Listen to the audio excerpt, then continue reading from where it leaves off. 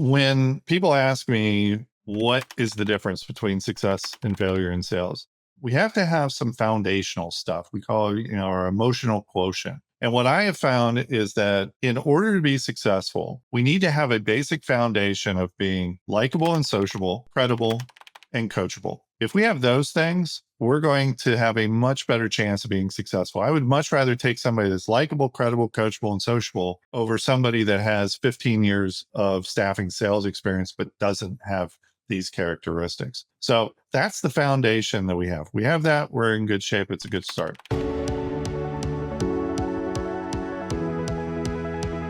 Hi, I'm Courtney Harmon, Director of Industry Relations at Crelate. Welcome to another episode of the Full Desk Experience.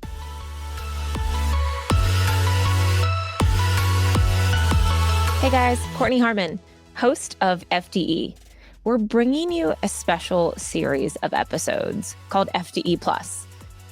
Those are going to be highlights from our recent virtual conference, where hundreds of you joined us for an incredible event focused on boosting revenue for 2025. Each of these sessions is packed with valuable insights, expert discussions, and actionable strategies to help you drive growth in your business. Whether you missed the live event or want to revisit each session, we've got you covered. We're going to drop each of these 10 live events to wrap up our year and kick off the new year right. So let's dive into today's session and uncover the key takeaways that will propel your success in the coming year. Stay tuned and let's dive in. Thank you all for coming. My name is Courtney Harmon, Director of Industry Relations here at Crelate, and this is FDE Plus. This is something new we've never done. We like to call it our full desk experience, like our podcast, plus so much more. Our first virtual conference, we're so excited to have you. This is really 2 action-packed days of speakers, a virtual roundtable. I am so thrilled to welcome Tom Erb. He is truly a distinguished expert in our industry. He has over 25 years of experience. Tom has become one of the most sought-after speakers in our field. He's the president of Tallann Resources, where he provides consulting, training, coaching services. I think this is his first of 3 talks just today. He's also an author of the Winning the Staffing Sales Game. If you haven't read it, you must. And in today's session, he's going to be talking about driving recruiting success with 4 key sales mindsets. So I'm super excited to listen into Tom and his insights with what he knows in our industry. And I can't wait. So Tom, without further ado, I'm going to be quiet. I'm going to pull myself off stage and I am going to add your screen and I will only come on if anybody has any questions at the end. Okay? Okay. Awesome. Thank you. Thank you so much for joining us today. Thanks, Courtney. Thanks for having me. Thanks, Crelate, for having me. And thank you all for taking time out of your busy schedules to listen to me. So we're going to talk about today is a topic I'm extremely fond of. It is something I think is absolutely critical to success. And that's really thinking about what our mindset is. And when we really look at mindset, we're looking at multiple different types of mindsets. And what I find is I work with sales teams all the time. I just got off a call with a sales team just a couple of minutes ago. And the difference between success and failure, particularly when we're in a softer economy like we are right now, is do we have the right mindsets going into this? Are we approaching our role the way that we should be? And so let's just go ahead and dive into this. So when people ask me, what is the difference between success and failure in sales? I come up with an acronym because if you've ever listened to anything I talk about acronyms and I talk about analogies. So this is my acronym for today, at least the first one. And it's MVP. But before we even get to that acronym, we have to have some foundational stuff. We call it, our emotional quotient. And what I have found is that in order to be successful, we need to have a basic foundation of being likable and sociable, credible, and coachable. If we have those things, we're going to have a much better chance of being successful. I would much rather take somebody that's likable, credible, coachable, and sociable over somebody that has 15 years of staffing sales experience but doesn't have these characteristics. So that's the foundation that we have. We have that, we're in good shape. It's a good start. The next level is messaging. Do we have the right type of messaging? It's about our value proposition. It is about what makes us different. It is about believing in what makes us different. And that's a big distinction. And it's about our ability to articulate it to people via emails, voicemails, live cold calls, networking events, every different way we can possibly think of. We need to be able to articulate that effectively. Most sales reps really struggle with this. They either have absolutely nothing that distinguishes them. It's just a me too kind of sales, or when they do get somebody live on the phone, they have no idea what to say. The next one is volume. There is V, volume and variety. So I cheat a little bit on this. There's two V's. We need to have enough volume to give ourselves a chance to have success. And then we need to have enough variety of types of activities, types of communications, because we don't know how that prospect communicates the best. So V. And then the last one is P, persistence. Not only do we have enough volume, which is reaching out to enough people, casting a wide enough net, but we have to go deep enough as well. We have to reach out to them enough times to give them a chance to get used to us, for our messaging to sink in. They're not going to see every message that we send or every voicemail that we leave them, or every communication that we have. So we need to be persistent in reaching out to them enough. So if we do this stuff, this gives us a much better chance. But this is really just kind of the beginning of it. What we're going to talk about today are, what are the 4 different sales mindsets that we need to possess, and we need to approach our position from this standpoint. And the first one is performance. Do we have a performance mindset? I want to talk about each of these in more detail. Value. Are we approaching our activities with the fact that we provide value and that they are better off knowing us than not knowing us? It's a critical piece to this. The third is the long game. Are we just looking at this transactionally on a daily basis? Are we just kind of going through the motions? Or are we looking at this as, I'm going to be doing this for a while. What I'm doing today should also be making it easier for me tomorrow, 3 months, 6 months, a year, 5 years from now. And then lastly is mastery. How do I keep getting better and better and better at what I'm doing? So those are the 4 areas that we're going to talk about here today. Let's talk about the performance mindset first. So why is performance management important to me? And I bring up this question because a lot of times when we think about performance management, I realize we've got all different people that are on this call. We've got your dedicated sales reps. You've got probably account managers, recruiters, managers, owners of companies, leaders, all different positions. When we talk about performance management, a lot of times we just think of that as kind of a management thing, and it has the word management in it. But the reality of it is that as professionals, individual professionals, we should find that performance management is extremely important to our success. And there's a lot of different reasons why. The first one is that metrics create a path to success. So if we know what are the metrics we should be tracking, that will tell us if we are on track to get to where we want to. And I'll go into more detail here in just a minute. It increases job satisfaction. It's more fun to keep score than it is to practice, although you do have to practice too. But if we know how we're doing, it actually makes our job more fulfilling.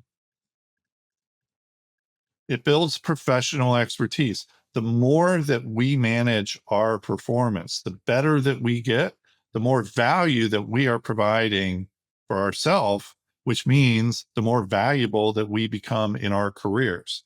And over the course of time, that builds on itself. But you have to be purposeful about it. Otherwise, it's the whole adage of, do I have 10 years of experience or do I have 1 year of experience 10 times? We need to be building on that and getting better and better so that we're adding to our own personal value, which then, of course, financially rewards us. It increases efficiency. We're not talking about saying, hey, listen, I need to do twice as much, so I'm going to work twice as many hours. We're talking about being twice as efficient with the same amount of time. The better that we get at things, the more efficient we are, and the better production we're going to have with the same, or even in some cases, less effort than we were putting in before. It recognizes our efforts and results. It's nice to be recognized. Most of us enjoy being recognized, some to different levels than others. But if there are 2 people and I'm doing really well and my counterpart is not doing well, but neither of us are getting recognized for that. That's not as fulfilling as if somebody is recognizing that, hey, listen, you're going above and beyond. Visibility and focus increase performance. And what I mean by this, we have seen this over and over again. I've gone into sales organizations and I'll ask salespeople, I'll go, okay, how many phone calls do you make a week? And the number one answer I get is, oh, at least 100. And then when we start to get in the data is closer to actually 30 or 40 activities. They don't know because they just have a feel. It feels like 100. But then when we start to track that data and we start to show it to them, guess what? The activity increases. And then if we're putting together specific numbers, goals that we're trying to hit, the activity increases again. If we have stretch goals, the activity increases again. If there's incentives, the activity increases again. So the more that we have visibility and the more that we focus on it, the better the performance is going to be. And you see the picture in the back of the person working out and the personal trainer. Think of performance management as having a personal trainer. If you hired a personal trainer to help you get in better shape, and that person goes, oh, you know what? We'll just kind of see what happens. I'm not going to track the number of activities that you do. Well, pretty soon we would go, okay, I'm not getting the value out of this that I should be. But if I've got that personal trainer that is pushing me to do more and believes in me that I can do more, I'm going to do more and I'm going to get in better shape. This is just a quick sample 10-year performance comparison between a low performer, an average performer, and a high performer. And this is residual ongoing value. This is a simple measurement that, hey, if I land a deal in year 1, we still are realizing revenue in year 10. So it's not taking into consideration anything complex like attrition, client attrition, all that. But if we take a look at, this is the low performer here, this is the average performer, and this is the high performer. Over the course of 10 years, the difference from what they do is $11 million in gross profit from the high performer to the average performer, and 24 million in gross profit over the course of 10 years for a high performer and a low performer, which, let's be honest, that's probably a series of low performers, because if you're low performing, you're probably not going to be in the job as long, either by choice or because you just don't make it. So there's a huge difference. And by the way, these people are essentially doing the same job. They're essentially working the same hours. Maybe the high performers working a few more hours, but the high performer is getting a lot more out of the time that they have than the average and the low performer. So when we talk about performance management, I really look at 3 different levels. And most organizations do okay with the first level. Most don't do great at the second level, and almost nobody does really well at the third level. First level is visibility. Do we know what things we should be looking at? Do we know what metrics we should be looking at? And do we have the ability to actually look at those? The second level is responsibility. Does everybody know what they're responsible for? Do they have goals? Do they have KPIs, metrics? And are we tracking that? And then the third level, the most important piece of this is where the personal trainer comes in, is accountability. Is somebody holding us accountable to it? Are we talking about it on a regular basis? Are we getting pushed to make sure that we're hitting those numbers and achieving our goals? And ultimately, if we're not doing it, is there some level of accountability that is causing us, or that is making us hit those numbers? So we need to have all 3 levels in order to have success: visibility, responsibility, accountability. And if you're an individual producer, if you're a salesperson or a recruiter or whatever position that you're in, you can have self-accountability. You can do this on your own. You can have others that you're having help hold accountable. And obviously, management can help you with that as well. When we take a look at sales success, I talked about the path to success. The performance management creates a path to success.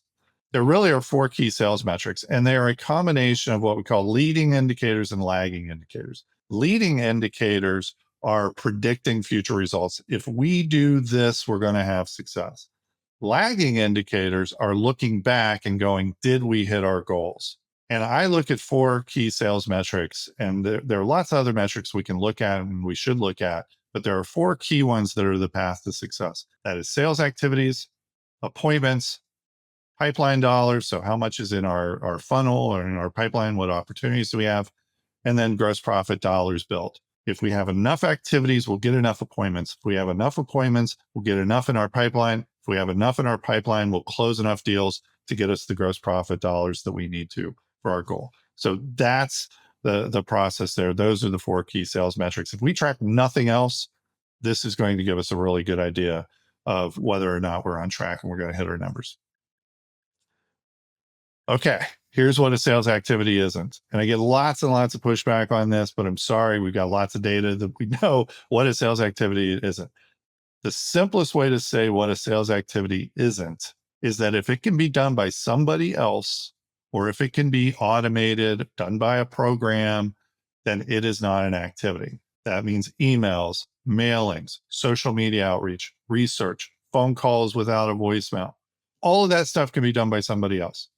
That is not the skill that it takes for sales. And even in today's world where people tend to communicate via email and text and social media and all those other things, empirically, we have data that shows over and over and over again that there is a direct correlation between having contact with people, between phone calls, in-person meetings, networking events, even drop-in cold calls. If you do that, there are direct correlations between that type of activity and success.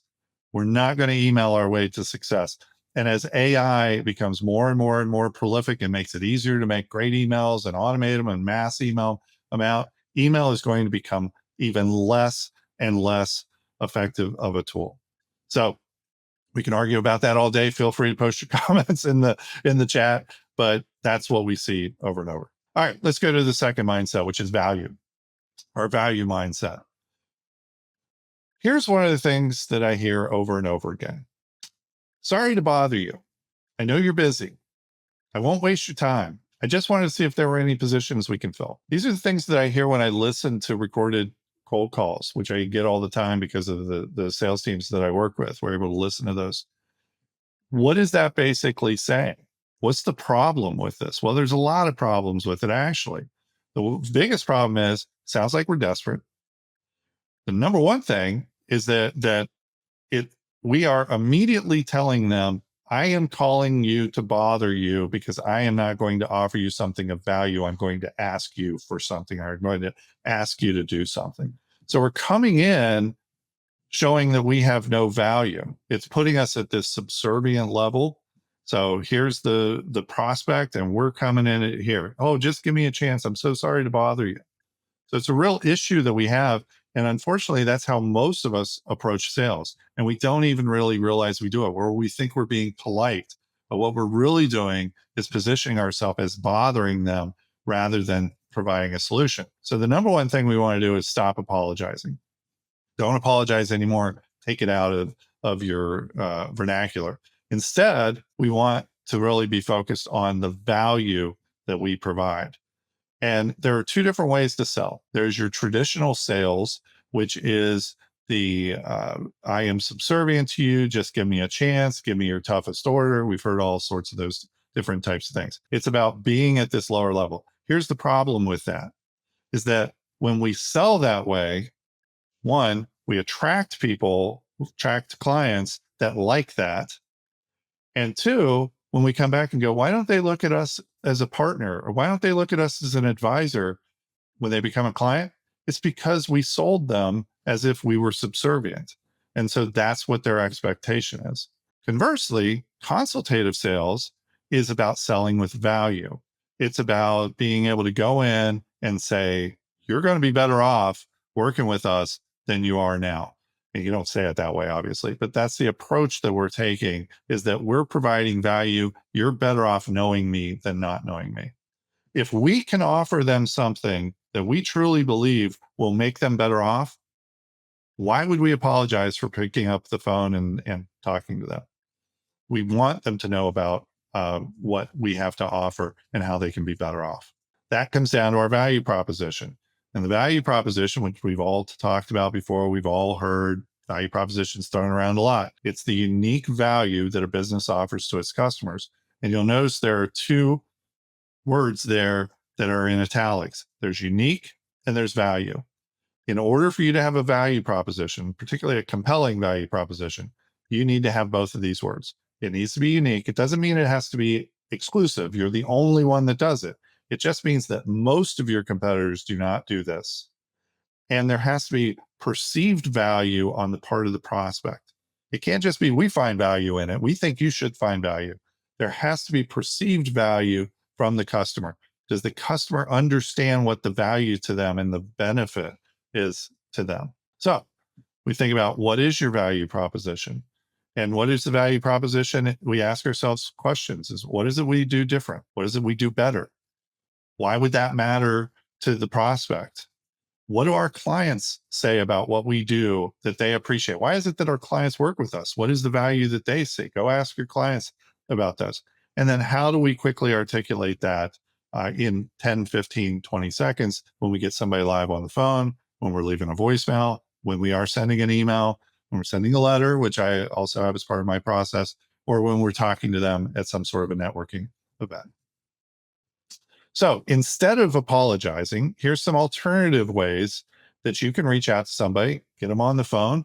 You say, hi, this is Tom with ABC Company. I'm reaching out to you because I wanted to get on your radar. Wanted to let you know that we exist. I know we're both busy. So instead of going, hey, I know you're busy, which is polite, but is also inferring that their time is more valuable than ours, we can instead say, I know we're both busy. Hey, it won't take up much of your time. I'll only take 2 minutes. I know we're both busy. And then we can say, I want to make sure it's time well spent for both of us. This is a great line to use when you're saying, can I ask you a couple of questions? Just to see if it makes sense for us to have further conversation. I want to make sure that it's time well spent for both of us. These are going from here up to here. They are more consultative, they're more value, they're more confident, and you're going to get better results from that, particularly from the types of clients that you want. They're going to appreciate that, and that's going to resonate with them. All right.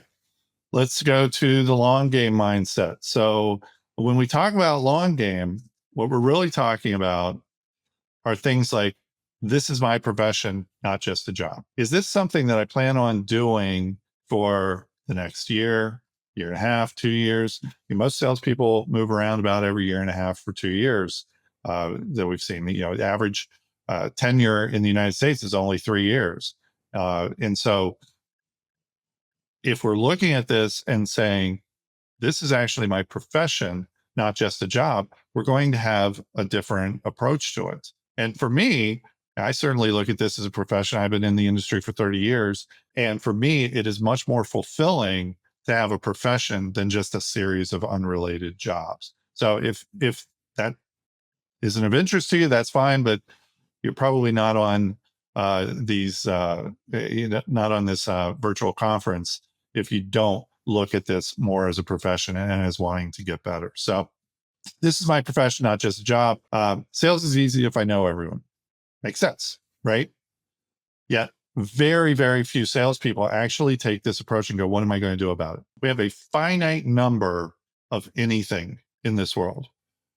When it comes to sales, we have a finite number of prospects to go after. And so what we should do is say, okay, how do I reach out to all of them? How do I get in front of every single one of them? Because if I know everybody, then I am going to have more success. It's going to be much, much easier for me, especially if they know me, right? So it's not just that I know everybody, it's that they also know me. I never hear no, I just hear not now. And this is a significant approach that you take when we do hear no's, because we do hear no's all the time. If you put opportunities in your pipeline, you're going to lose 80% of them. 20% win rate in a pipeline is good. That's not even taking into consideration all the ones that never made it into the pipeline. We hear lots of no's. But if we think about it as, this isn't a no, this is just not now. I'm going to keep talking to you. This isn't the end of our relationship. This is just the beginning of our relationship. We take a totally different approach. If we hear no, what most salespeople do, they stop reaching out to that person, or maybe they reach out to them every 6 months or every year or something like that. If we think about it as, this is not now, then we think about it, I'm just building this relationship. And the next time I have an opportunity, whether it's at the company that you're at now or it's the next company that you're at, I'm going to work with you. I'm looking forward to working with you in the future, even though right now the timing wasn't right. I'm building a reputation and a presence. Think about how we can build on our own personal brand that complements our company brand. but we want to build our own reputation and build our own presence, which then obviously supports the company brand that we have as well. It's the whole concept that I talk about of own your market. I want to be the go-to person in my market, whether that is a geographic market, whether it's a national market within a certain vertical or specialization. I want that own your market concept. When people talk about this, I want them to think about us. My ultimate goal is to not have to cold call. That's right. So people say to me, they go, well, you know what, Tom, I know you're big into cold calling. No, I'm not. I wrote a book about cold calling. That's part of the process, because the reality of it is, if I don't know anybody, then I have to cold call people. But if I can get to the point where I know everybody in the market, or I know pretty much everybody in the market, then I can leverage those over and over again. It is much more effective to call a prospect that you have a relationship than it is to call a suspect that you've never talked to before, and it's a complete cold call. And so our goal is to get to the point of not having to cold call. That needs to be what we do. But until that time, we're going to have to do a lot of cold calls. So don't go back and say, Tom said, don't cold call. What I'm saying is you need to build up your presence in that market to get to the point where you don't have to cold call, or you don't have to cold call that much. There's always going to be a few people that you're not going to know, because people are churning all the time. So what we want to do is we want to take this holistic approach to sales, and prospecting is only one piece of this. So I have a process. Courtney mentioned my book, Winning the Staffing Sales Game. We talk a lot about the 10-week prospecting process. That's just one part of the sales piece here. Other pieces are live networking. Are you getting out in front of potential prospects or people who can refer you business? What we found is, ever since COVID, that networking, salespeople are not getting into networking nearly like they used to. There's opportunity there. And I talk to salespeople all the time that either started during the COVID years and didn't know that networking was really even something that was an option, or people who said, yeah, you know what? I used to do a lot of networking, but I got out of the habit during COVID. And COVID, I mean, started 4 years ago. So we should be getting back to networking. Our prospects are getting back to networking. So we need to be involved in as many relevant organizations as possible. Social media, having a presence on social media. I know a lot of people are going to be talking about that throughout this virtual conference, but it needs to complement that networking. It needs to complement that getting to know everybody out there. And then personal branding, which complements the social media and all the different aspects. So things like getting out and speaking in front of organizations, just posting things on social media, maybe doing some videos, writing articles, right? All sorts of different things that we can do that enhance our personal brand and complement everything that we're talking about, everything that we're doing. So I ask people all the time, what's your number one goal on a live call? And I know I can't ask the audience here because it's virtual, but the most common answers are build rapport, get an appointment, get an order, find out information about the company. All of those are great. All of those are important, but it's not the most important thing. The most important thing we need to do when we finally get that suspect or prospect on the phone for a live call is to make that our last time we cold call them. And here's what I mean by that. I listen to a lot of recorded live calls, and I listen to ones where sales reps are following up on somebody they talked to 2 or 3 months earlier. This is how it goes almost every single time.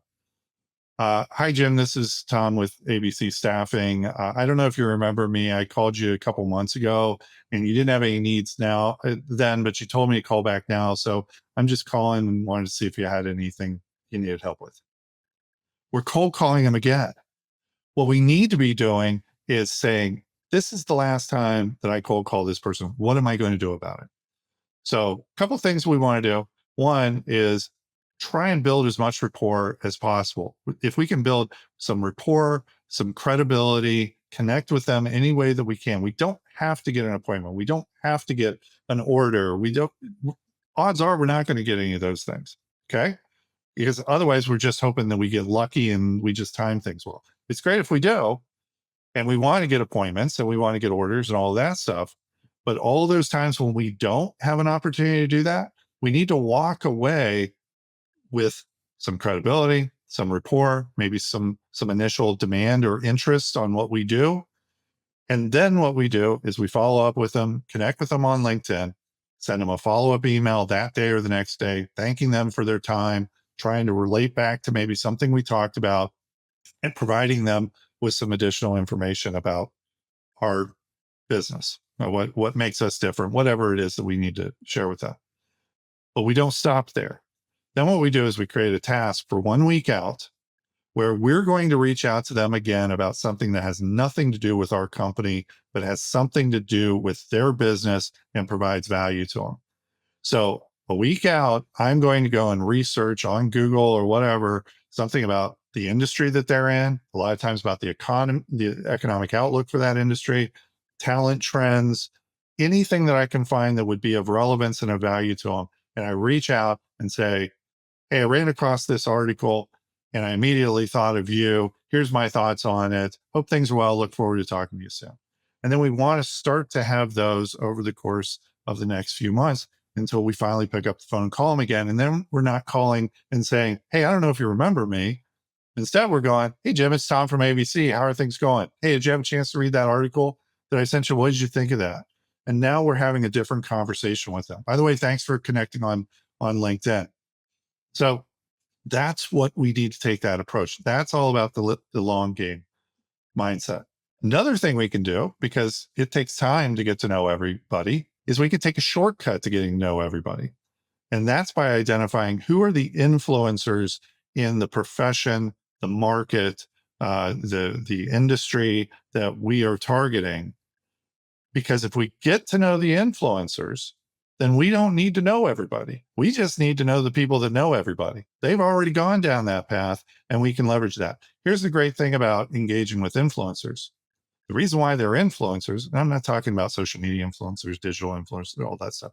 I'm talking about true influencers within markets and professions and industries. The reason why they got to be influencers is because they like to network. They like to meet people. They like to expand their whole community. So they're going to be very open in most cases to talking to you. And you don't ask for a lie. You don't ask to, take them out to lunch or anything like that. But what you might ask them for is, hey, can I have 10 minutes with you? Can I meet you for coffee? Those are the types of things, kind of ease into it rather than saying, can I take you to dinner? Can I take you to lunch? Can I do whatever, which is a bigger commitment for them. You can move to that ultimately, but start out with a small commitment, start to build relationships with them. Influencers are the presidents of associations. They are board members.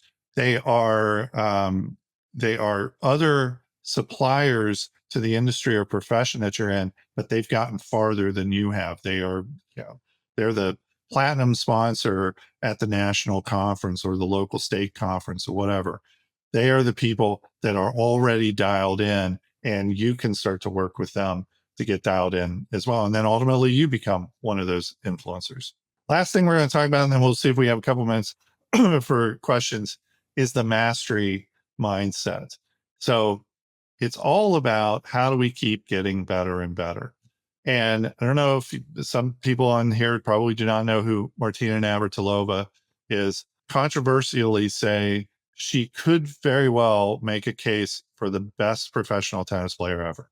And before you go, wait, that's not true. It's Djokovic or it's Serena or it's whoever, if you even follow tennis.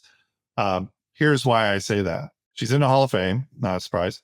She has 59 Grand Slam titles, which is more than anybody in the modern era. Margaret Court has more, but she has more than anybody does. She has 9 Wimbledon singles titles, and she won her last major at age 49.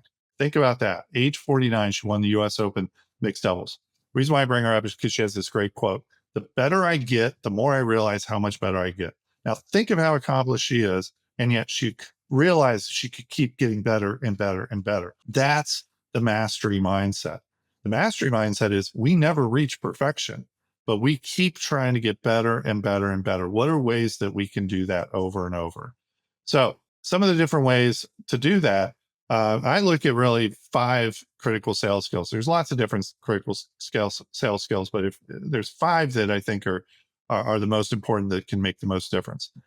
Getting better at prospecting, getting better at appointment setting, having a really good value proposition and getting better and better and better at being able to articulate that, making it stronger, having proof to reinforce that, getting better at negotiating, and getting better at closing. And there are lots of different ways that you can do that. You can go find training that's out there to do that.